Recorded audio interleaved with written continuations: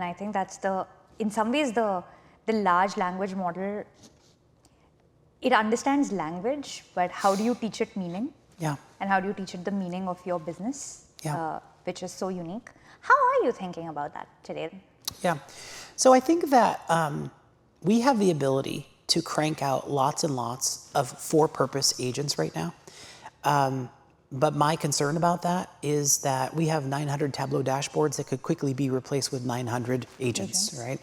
And the way that one would do that is, as we build a specific agent for a specific purpose, you're building out your own semantic layer for that. So that capability to do that exists. The ability for us to tell a specific agent how to interpret it exists. What's really evolving right now, what we're so excited that Atlan is leaning into, is this idea of semantics shouldn't be for a particular use case. It just exists for everyone, right? So much in the same way that we shouldn't spend time arguing about what revenue means or how many customers we have. We shouldn't really argue about the way that an AI is going to interpret it. It's either true or false. And then we can start to actually work on the quality of unstructured things that it's so good at to help us understand why and to really churn through that.